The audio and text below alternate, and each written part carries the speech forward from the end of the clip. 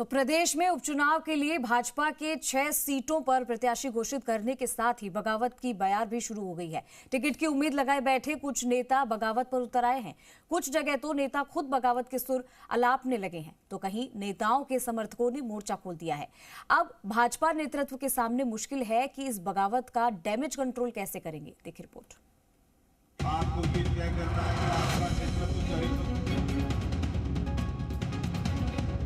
प्रदेश में 13 नवंबर को विधानसभा की 7 सीटों पर उपचुनाव होगा। भाजपा ने 7 में से 6 सीटों पर प्रत्याशी घोषित कर दिए हैं, लेकिन प्रत्याशियों के नामों की घोषणा के बाद से ही पार्टी में बगावत के सुर भी उठने लगे। 6 में से 2 सीटों पर भाजपा ने पार्टी से बगावत कर चुनाव लड़ने वालों पर ही भरोसा जताया। रामगढ़ सीट पर 2023 में बागी होकर चुनाव लड़ने वाले सुखवंत सिंह को टिकट दिया।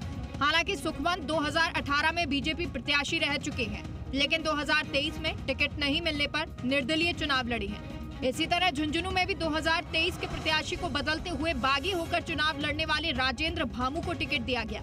हालांकि भामू भी 2018 में बीजेपी प्रत्याशी रह चुके हैं, जबकि 2023 में टिकट नहीं मिलने पर निर्दलीय चुनाव लड़े थे।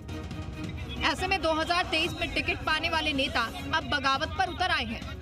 वहीं दूसरी ओर पार्टी ने देवली उनियारा सीट पर पूर्व में विधायक रहे राजेंद्र गुर्जर पर भरोसा जताया है, जहां 2023 में गुर्जर नेता कर्नल किरोड़ी सिंह बैंसला के पुत्र विजय बैंसला को भाजपा ने प्रत्याशी बनाया था, लेकिन वो चुनाव हार गए थे। इधर दौसा विधानसभा सीट से सामान्य वर्ग की बजाय किरोड़ी लाल मीणा के भाई जगमोहन मीणा को उम्मीदवार बनाया गया है। वहीं सलुम्बर से दिवंगत अमृतलाल मीणा की पत्नी शांता देवी मीणा और खींवसर से रेवत राम डांगा पर पार्टी ने फिर से भरोसा जताया है। डांगा 2023 के चुनाव में आरएलपी को छोड़कर बीजेपी में शामिल हुए थे। डांगा एक जमाने में हनुमान बेनीवाल के सबसे करीबी माने जाते थे, लेकिन 2023 के चुनाव में उन्होंने हनुमान बेनीवाल को कड़ी चुनौती दी थी और करीब 2056 वोट से हारे थे। वहीं बात अगर उन सीटों की जाए जहां पर बीजेपी नेताओं ने बगावत की राह को इख्तियार किया है, उसमें पहली सीट झुंझुनू की विधानसभा सीट है। झुंझुनू विधानसभा सीट पर ज्यादातर कांग्रेस का कब्जा रहा, लेकिन राजनीतिक विशेषज्ञों का मानना है कि भाजपा को हर बार अपने ही नेताओं की बगावत और भीतरघात के कारण चुनाव हारना पड़ा है।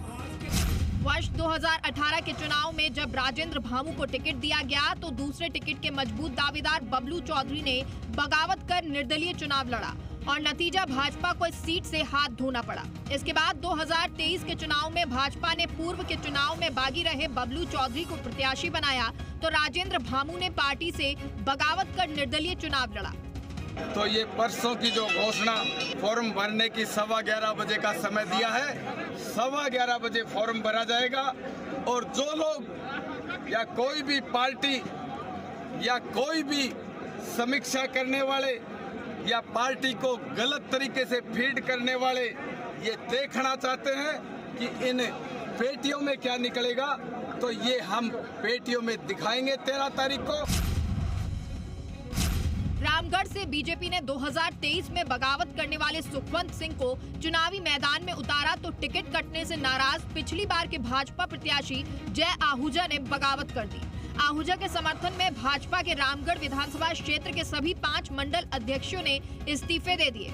आहूजा ने बड़ी संख्या में समर्थकों के साथ पंचायत कर आगे का निर्णय समाज पर छोड़ दिया।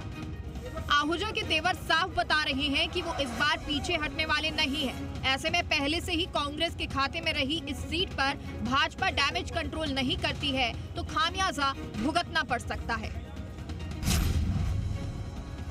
देवली उनियारा में भाजपा ने अपने पूर्व विधायक और 2018 के प्रत्याशी रहे राजेंद्र गुर्जर को मैदान में उतारा है, लेकिन 2023 में विधानसभा चुनाव लड़ चुके विजय बैंसला का टिकट कटने से उनके समर्थक विरोध में उतर आए हैं। समर्थक बैंसला को टिकट देने की मांग को लेकर पानी की टंकी और मोबाइल टावर पर चढ़ गए।